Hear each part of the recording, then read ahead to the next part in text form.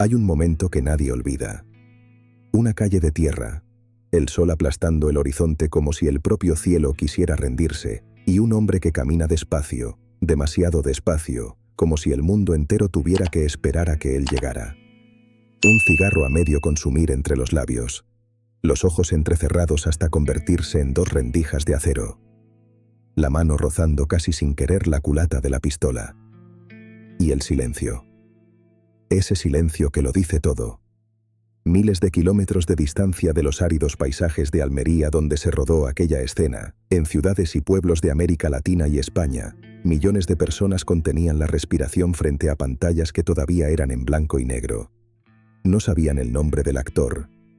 Muchos ni siquiera entendían las palabras que salían de aquella boca. Pero lo conocían. Lo reconocían en algo más profundo que el idioma, en algo que no necesita traducción porque habla directamente al instinto más primitivo del ser humano. La imagen de alguien que no tiene miedo. Era el hombre sin nombre. Era Clint Eastwood.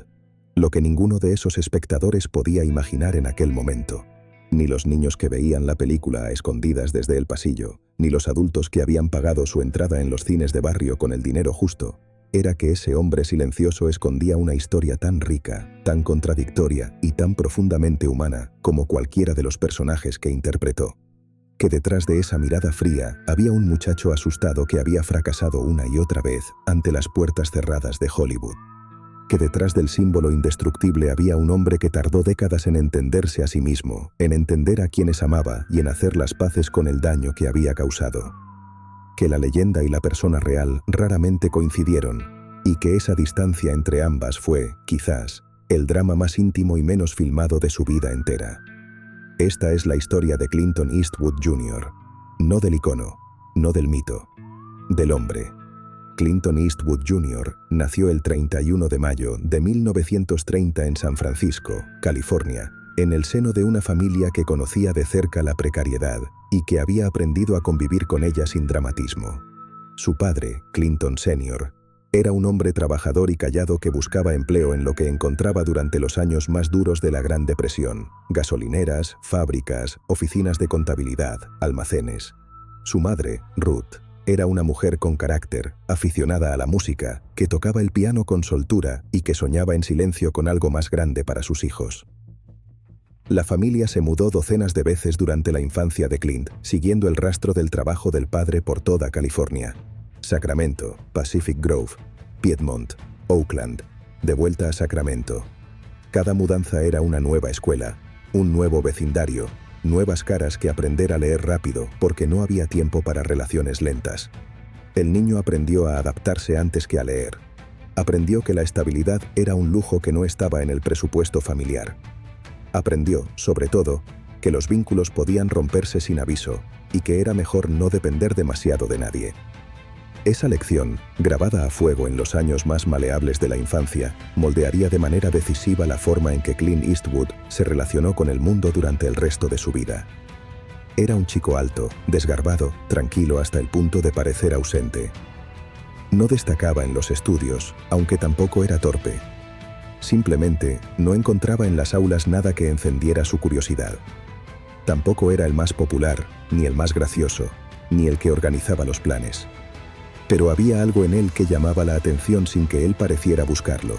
Una especie de presencia tranquila, casi magnética, que llenaba el espacio de una manera que sus compañeros percibían pero no habrían sabido explicar. Jugaba al baloncesto con competencia pero sin pasión.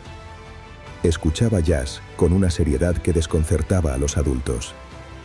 Y observaba. Observaba todo con esos ojos que parecían guardar lo que veían para después. Trabajó de leñador en los bosques del norte de California, de nadador y socorrista en piscinas públicas de Sacramento, de empleado en fundiciones y acerías donde el calor era insoportable y los turnos parecían no acabar nunca. Cuando lo llamaron a filas durante la Guerra de Corea, fue destinado como instructor de natación en Fort Worth, California, lejos del frente, en un destino que le salvó la vida y que él siempre recordó con una mezcla de alivio y culpa sorda, la culpa de los que se quedaron mientras otros se fueron. Un día, viajando como pasajero en un avión de la Marina que sufrió una emergencia mecánica sobre el Pacífico, tuvo que arrojarse al agua y nadar varios kilómetros hasta la costa. El agua estaba helada. Los tiburones eran una posibilidad real. Tenía 22 años y estaba solo en el mar. El miedo, según contó mucho después con esa economía de palabras que era su sello, lo sintió completamente, pero no lo mostró. Ya entonces sabía, sin haberlo aprendido de nadie, que mostrar el miedo era empezar a perder. Fue precisamente en el ejército donde alguien le dijo por primera vez, de manera casual, casi sin darle importancia, que con esa cara debería probar suerte en el cine. Un oficial, un compañero, alguien cuyo nombre no trascendió a la historia. La sugerencia era vaga y no venía respaldada por ninguna experiencia real del mundo del espectáculo. Pero Clint Eastwood la guardó. Y cuando lo licenciaron en 1953, se fue a Los Ángeles con muy poco dinero en el bolsillo, se inscribió en clases de interpretación en la Universal Pictures y empezó a recorrer los estudios buscando una oportunidad que tardó muchos años en llegar. Las respuestas fueron, durante años, siempre alguna versión del mismo no. Sus dientes eran demasiado irregulares, su nuez de Adán demasiado prominente, demasiado visible, demasiado poco Hollywood. Hablaba demasiado despacio, como si masticara las palabras antes de soltarlas. Era demasiado alto para encuadrar bien junto a las actrices del momento. El Hollywood de los años 50 tenía un molde preciso para sus estrellas masculinas, y Clint Eastwood no encajaba en ninguna de las ranuras disponibles. Consiguió pequeños papeles, casi anónimos, en películas de serie B, que nadie recuerda hoy y que él prefiere no recordar. Apariciones fugaces en episodios de televisión del oeste. Trabajos de cartón piedra que pagaban las facturas con el margen justo para no desesperarse del todo. Mientras sus amigos de la infancia avanzaban en sus carreras convencionales, formaban familias, compraban sus primeras casas en los suburbios ordenados del sueño americano, Clint vivía en un apartamento pequeño con su primera esposa, Maggie Johnson, a quien había conocido en una fiesta y con quien se casó en 1953, con la misma decisión irreflexiva, casi impulsiva, con que tomaba muchas de sus decisiones en aquella época de su vida. El primer respiro llegó con la serie de televisión Rawhide, que se estrenó en 1959. Durante 8 temporadas, Clint interpretó a Rowdy Yates, un vaquero joven en una serie de westerns semanales que consumía la televisión americana. No era el protagonista, no era la historia más exigente, pero era trabajo constante, era presencia en pantalla, era la posibilidad de afinar semana tras semana, una técnica que al principio era más instinto que oficio. Rawhide le dio algo que el fracaso de los años anteriores casi le había quitado: tiempo. Tiempo para practicar. Tiempo para observar a otros actores y directores trabajar. Tiempo para ir descubriendo, despacio, qué tipo de intérprete quería ser. Y curiosamente, fue esa serie modesta, ese trabajo de segunda categoría que los críticos de la época ignoraron olímpicamente, la que puso su nombre en la mesa cuando un director italiano estaba buscando una cara americana para un proyecto que nadie en Hollywood tomaba en serio. El gran cambio llegó de donde nadie lo esperaba, de Europa, y específicamente de un hombre con un sombrero ridículo, habanos caros y una visión del cine radicalmente distinta de todo lo que Eastwood había conocido hasta entonces. Sergio Leone era en 1964 un director italiano con una película de westerns en el cuerpo y una ambición descomunal. Estaba preparando por un puñado de dólares y necesitaba a un americano que encarnara al protagonista sin nombre, una figura moralmente ambigua que no era héroe ni villano, sino algo mucho más inquietante. Alguien que actuaba únicamente por interés propio en un mundo donde todos los demás hacían exactamente lo mismo. Leone había pensado en Henry Fonda, en James Coburn, en Charles Bronson, en actores establecidos que pusieran nombre y peso en el cartel. Todos dijeron que no. Algunos ni siquiera leyeron el guión completo. El proyecto parecía demasiado raro, demasiado europeo, demasiado alejado de las convenciones del western americano. Llegaron a Clint Eastwood, casi por descarte, casi por agotamiento de opciones. Él cobró $15,000, una suma modesta incluso para los estándares de la época, y voló a España con un poncho y poca cosa más. Lo que Leone encontró en los rodajes de Almería, entre polvo y calor y extras locales que nunca habían visto una cámara de cine, no fue a un actor trabajando en el sentido académico del término. Fue a alguien que entendía de manera completamente intuitiva algo que los actores formados en el método de Stanislavski tardaban años en comprender, o quizás nunca terminaban de comprender, que el silencio en pantalla puede ser más elocuente que cualquier diálogo, que una mirada sostenida dice lo que 100 palabras bien escritas no alcanzan, que la quietud absoluta, bien empleada en el momento preciso, produce en el espectador una tensión más intensa que el movimiento más frenético. Clint Eastwood no interpretaba al hombre sin nombre. Lo habitaba con una naturalidad desconcertante, como si aquel personaje hubiera estado esperando dentro de él durante años y España simplemente le hubiera abierto la puerta. Entre los dos, el actor americano que nadie quería y el director italiano que nadie tomaba en serio, construyeron sin saberlo todavía uno de los mitos más duraderos de la historia del cine. La trilogía del dólar llegó a América Latina y España como una detonación. En México, en Argentina, en Colombia, en España, en Venezuela, en Chile, en Perú, aquellas películas se proyectaban en salas llenas hasta los topes, en cines de barrio donde la gente aplaudía en los momentos de tensión porque no podía contenerse, en teatros de pueblo reconvertidos para la ocasión, en plazas con pantallas al aire libre donde los niños se colaban debajo de las sillas de los adultos para ver el final. El nombre Clint Eastwood, pronunciado con ese acento hispanizado que convertía la T final en una T más suave, se volvió sinónimo de algo que el público identificaba de manera visceral e inmediata. El hombre que no necesita hablar para dominar cualquier situación. El forastero que llega, observa, actúa y se marcha sin dar explicaciones. La fantasía pura y perfecta de la autosuficiencia absoluta en un mundo que a menudo hacía sentir a la gente pequeña e impotente. Esa fue la conexión real. No era el western como género, era esa promesa de poder que el personaje encarnaba y que el mundo hispanohablante de los años 60 y 70, con sus propias tensiones políticas y sociales, recibió con una intensidad particular. De vuelta en Estados Unidos, Hollywood tardó un poco en entender lo que había ocurrido en Europa. Los ejecutivos de los grandes estudios desconfiaban de aquellas películas extrañas llenas de silencio y violencia estilizada que venían del otro lado del Atlántico. Pero las taquillas son un idioma que todos entienden, y las taquillas hablaron con suficiente claridad y volumen como para que nadie pudiera ignorarlas.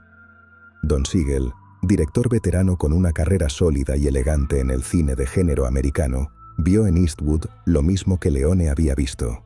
Una presencia única que el cine convencional no había sabido usar.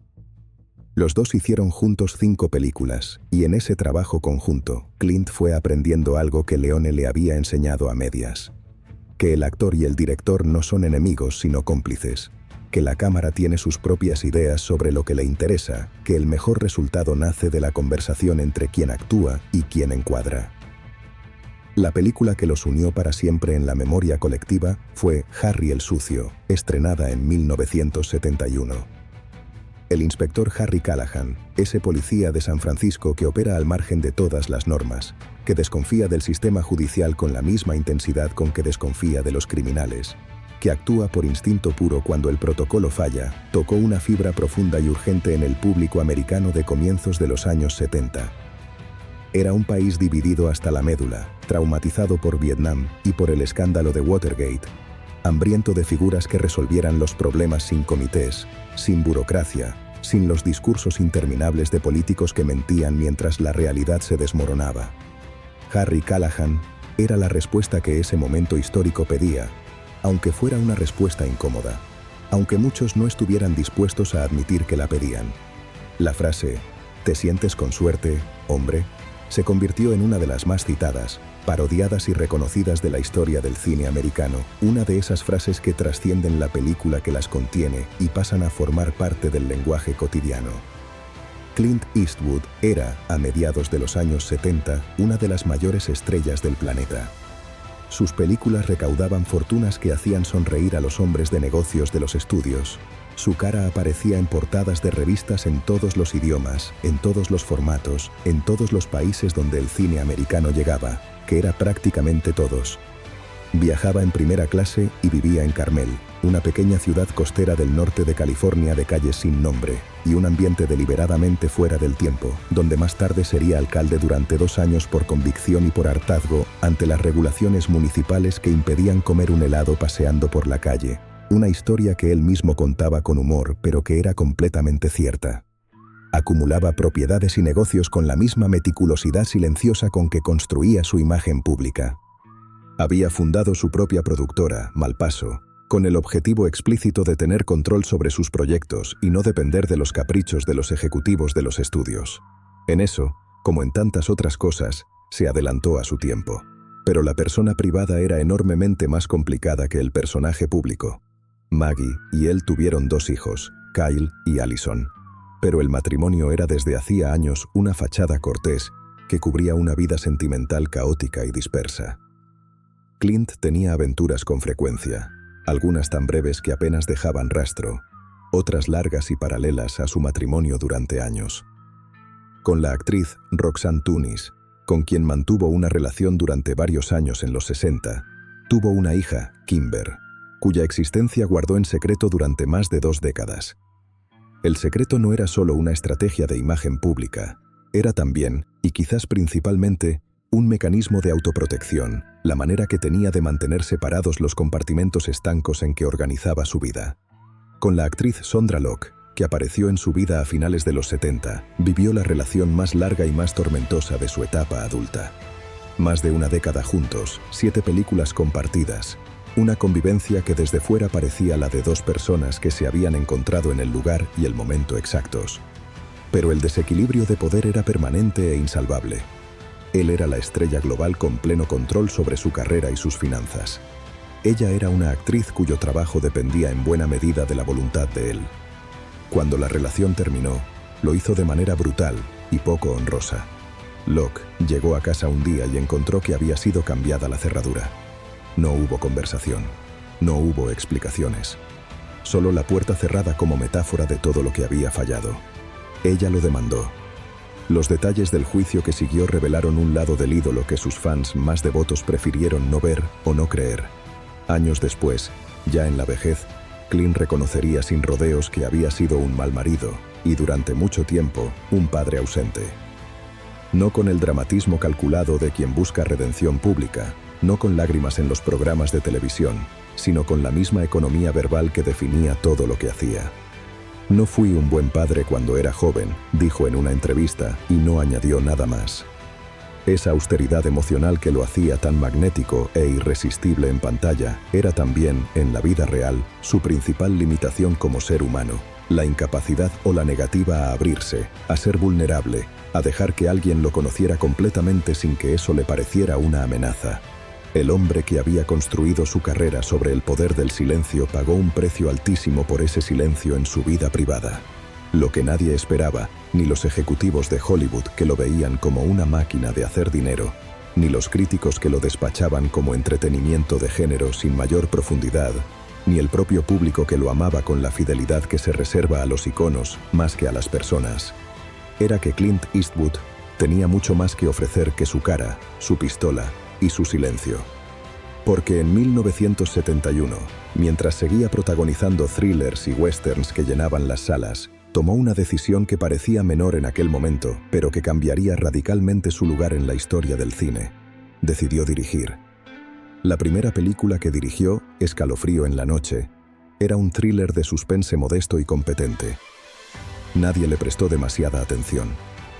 Era Clint el actor que probaba suerte detrás de la cámara, algo que las estrellas hacían de vez en cuando con resultados variados. Pero Clint no lo estaba haciendo por capricho ni por ego. Lo estaba haciendo porque tenía algo que decir, y empezaba a entender que la manera de decirlo más completamente era controlar no solo lo que aparecía en pantalla, sino cómo aparecía, con qué luz, desde qué ángulo, con qué ritmo. Con cada nueva película como director aprendía más, se exigía más, se alejaba un poco más del personaje que lo había hecho famoso. La imagen del director que era también actor era todavía rara y un poco sospechosa en el Hollywood de los 70. Pero Clint tenía la ventaja de que su posición como estrella le daba la libertad que otros directores no tenían. Podía arriesgarse porque tenía la red de seguridad de su propio nombre. Y fue usando esa red para dar saltos cada vez más audaces. El salto cualitativo llegó con Sin Perdón, en 1992. Eastwood tenía 62 años. Llevaba 3 décadas siendo una estrella global. Tenía el dinero, el poder y la comodidad más que suficientes para seguir haciendo lo que siempre había hecho, para repetir fórmulas que funcionaban y jubilarse con la gratitud incondicional de sus fans. En cambio, eligió hacer una película profundamente incómoda, radicalmente honesta y deliberadamente anticomercial. Un western que desmontaba pieza a pieza, con paciencia quirúrgica, la mitología del western. Un film donde la violencia no era glamorosa ni liberadora ni satisfactoria, sino sucia y triste y definitiva. Donde los llamados héroes no existían, solo hombres con razones más o menos desesperadas para hacer cosas terribles. Donde matar a alguien, aunque ese alguien lo merezca según los códigos del género, deja una marca que no desaparece. Sin Perdón ganó 4 premios Oscar, incluidos los de Mejor Película y Mejor Director. El hombre que Hollywood había considerado durante décadas demasiado tosco, demasiado popular, demasiado de género para ser tomado en serio por la academia y la crítica, recibía la máxima distinción de su industria a los 62 años, en una película que cuestionaba todo aquello sobre lo que había construido su leyenda. Fue solo el comienzo de lo que quizás sea la carrera tardía más extraordinaria y sostenida que el cine americano ha conocido en toda su historia. A una edad en que la mayoría de los directores se retiran discretamente o se refugian en la repetición de lo que ya saben hacer, Eastwood se volvía más audaz, más curioso, más dispuesto a incomodar y a sorprender. Los Puentes de Madison, estrenada en 1995, lo mostró como actor capaz de una ternura y una vulnerabilidad que sus fans más veteranos no habrían sospechado detrás de la máscara del vaquero implacable. La escena en la lluvia frente a la camioneta de su amada, una escena de renuncia y de amor y de dignidad que se sostiene sin una sola palabra de más, es de las más conmovedoras que el cine romántico americano ha producido. Mystic River, en 2003, fue una exploración sombría, casi insoportable, del trauma infantil y la culpa que se transmite a través del tiempo y destruye sin que nadie se lo proponga. Space Cowboys, Medianoche en el Jardín del Bien y del Mal, Poder Absoluto. Cada película era una conversación diferente con el tiempo, con la violencia, con la masculinidad, con la memoria. Million Dollar Baby, en 2004, ganó otros 4 premios Oscar y provocó un debate público encendido sobre la eutanasia y los límites de la compasión que demostró de manera contundente que Eastwood no tenía ningún interés en hacer películas cómodas, películas que le dijeran al espectador lo que quería escuchar. La película terminaba de una manera que dejaba sin palabras, y eso era exactamente lo que él buscaba. Cartas desde Iwo Jima, en 2006, fue quizás el gesto más radical de todos. Un film de guerra americano narrado íntegramente desde el punto de vista japonés, rodado en japonés, que cuestionaba los mitos del heroísmo y de la patria, con una delicadeza y una humanidad que desafiaban cualquier clasificación política simple. A los 76 años, Clint Eastwood hacía películas que cineastas de 30 no habrían tenido el valor de proponer a ningún estudio. El mundo exterior, mientras tanto, se empeñaba en buscar contradicciones donde quizás no las había, o en simplificar donde todo era irreduciblemente complejo. Su perfil político, republicano heterodoxo, libertario en el sentido más clásico del término, defensor de la libertad individual y escéptico profundo del gobierno grande y del intervencionismo estatal, chocaba en apariencia con la profunda empatía humana, con la ausencia de juicio moral fácil que destilaban sus películas. Los críticos progresistas lo acusaban de machismo y de glorificar la violencia. Los conservadores lo reclamaban como emblema de sus valores. Él desdeñaba a unos y a otros con la misma ecuanimidad tranquila. Nunca había entendido, decía, por qué la gente creía que sabía lo que uno pensaba por las películas que hacía. En 2012, su aparición en la convención republicana frente a una silla vacía que supuestamente ocupaba el presidente Barack Obama, se convirtió en un momento extraño, desconcertante y profundamente ambiguo que sus partidarios interpretaron como un golpe de genialidad dadaísta y sus detractores como evidencia de senilidad precoz. Él se encogió de hombros ante ambas interpretaciones y siguió trabajando. Porque lo que define a Clint Eastwood por encima de cualquier otra cosa, por encima de su política, de sus romances, de sus premios, de sus fracasos como padre y como marido, es eso, precisamente eso. Siguió trabajando. A los 80 años dirigió y protagonizó Gran Torino, la historia de un veterano de guerra de Corea, sus prejuicios profundamente arraigados y su inesperada redención a través de la amistad con sus vecinos a Hmong. que se convirtió en un fenómeno de taquilla que nadie en Hollywood había anticipado y que el público hispanohablante de medio mundo vio y amó con la lealtad de siempre. A los 84 años, la Mula lo mostró como actor interpretando a un anciano traficante de drogas con una honestidad brutal sobre el precio del egoísmo, de la ambición mal orientada y de la negligencia familiar que muchos periodistas y críticos leyeron sin forzar demasiado como una confesión autobiográfica velada. A los 92 años, todavía dirigía. Todavía llegaba al rodaje antes que nadie. Todavía decidía cada encuadre con la misma atención y la misma precisión de siempre. Los hijos que en su día se sintieron ignorados o abandonados fueron creciendo, tomando sus propios caminos y encontrando maneras de relacionarse con ese padre difícil que era también, innegablemente, una figura única. Kyle se convirtió en músico y compositor. Allison en actriz con una carrera propia y sólida. Scott y Francesca, hijos de relaciones posteriores, también eligieron el mundo del espectáculo con resultados distintos, pero con la misma voluntad de labrar su propio nombre. La relación con todos ellos fue mejorando con el tiempo, despacio, sin grandes gestos melodramáticos ni reconciliaciones televisadas, a la manera Eastwood, haciendo cosas juntos, trabajando en los mismos proyectos, compartiendo el tiempo que no se había compartido en los años que hubieran importado más. No todo se repara. Él lo sabe mejor que nadie. Pero algo siempre se puede reparar, y ese algo, por pequeño que sea, importa. En sus últimas décadas ha hablado más, ha concedido más entrevistas largas, ha permitido miradas al interior que en otros tiempos habría bloqueado con la misma eficiencia con que el hombre sin nombre bloqueaba los ataques de sus enemigos. No porque haya cambiado de naturaleza en su vejez, sino porque quizás ha llegado a comprender que el silencio total, el silencio como sistema de vida, también es una forma de mentira y que a los 90 años uno puede permitirse al menos parte de la verdad. Ha hablado del arrepentimiento sin revolcarse en él ni convertirlo en espectáculo. Ha hablado del amor con una sencillez desarmante, con la franqueza un poco torpe de alguien que tardó mucho en aprender ese idioma y que todavía a veces busca las palabras. Ha hablado de la muerte con la misma ecuanimidad con que habla del tiempo que hace en Carmel, como un hecho, no como una tragedia. Cuando le preguntan si tiene miedo de morirse, suele responder que tiene demasiadas cosas que hacer para pensar en eso. Y uno le cree. Completamente. Hay una imagen que resulta imposible sacarse de la cabeza cuando uno se detiene a pensar en lo que ha sido la vida de Clint Eastwood. No es la del hombre sin nombre en el desierto de Almería con el cigarro entre los labios. No es la del inspector Harry con el Magnum apuntando entre los ojos de alguien. No es la del director recogiendo el Oscar con la calma de quien ya sabía que iba a ganar. Es una imagen mucho más reciente y mucho más sencilla.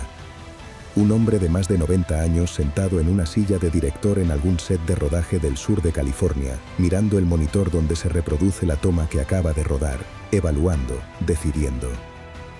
No hay urgencia en su postura. No hay ansiedad en su mirada. Hay el mismo tipo de concentración tranquila que tenía a los 30 años cuando nadie lo quería, y a los 45 cuando todos lo adoraban, y a los 65 cuando empezó a demostrar que era algo más que una estrella. Ese hombre en la silla de director es el mismo muchacho desgarbado que fracasó durante años en Hollywood, mientras sus amigos avanzaban en sus vidas convencionales. El mismo que fue descartado una y otra vez porque sus dientes no eran los dientes correctos. El mismo que construyó un mito a base de silencio en los desiertos de Almería y que pasó el resto de su vida tratando de entender quién era el hombre que vivía detrás de ese mito. El mismo que no supo querer como se debe querer en sus mejores años y que aprendió a hacerlo, despacio y a destiempo pero con sinceridad, en los que le quedaban. El mismo que tuvo el valor, a los 62 años, de hacer una película que desmontaba todo lo que le había dado la fama. Y a los 80, y a los 90. Clint Eastwood no es el hombre sin nombre. Nunca lo fue, aunque durante años esa confusión entre el personaje y la persona sirvió a sus intereses y a los de quienes lo rodeaban. Es algo mucho más interesante y mucho más difícil de resumir en una sola imagen. Es un hombre con demasiados nombres, demasiadas historias y demasiadas contradicciones que encontró en el cine, primero como herramienta de supervivencia, luego como refugio, finalmente como la única forma de exploración que conocía, la única manera que tenía de decir cosas que de otro modo no sabía decir. Sus películas, tomadas en conjunto y leídas como un todo, forman el retrato involuntario de un hombre que se estudia a sí mismo a través de sus personajes, que procesa sus miedos y sus culpas en la pantalla, que usa la ficción para hacerse preguntas que en la vida real raramente se permitió formular en voz alta. Eso es lo que hace que su historia siga importando hoy. No los trofeos que decoran las paredes de su casa en Carmel, no las cifras astronómicas de sus taquillas, no la leyenda inmutable del vaquero de ojos entrecerrados que electrizó a generaciones enteras en cines de todo el mundo hispanohablante, aquellos cines de barrio donde el público aplaudía y silbaba porque no podía contenerse. Lo que importa es el trayecto, la distancia inmensa y asombrosa recorrida entre aquel muchacho al que Hollywood dijo que no, y el anciano que sigue llegando al rodaje antes que nadie.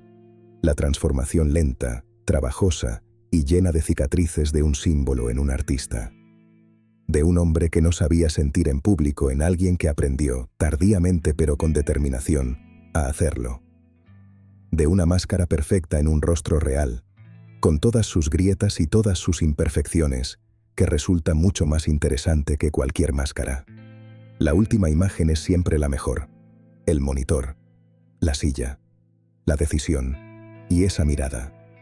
Esa maldita mirada que lleva 90 años mirando el mundo y que todavía, después de todo, no ha terminado de decir lo que tiene que decir.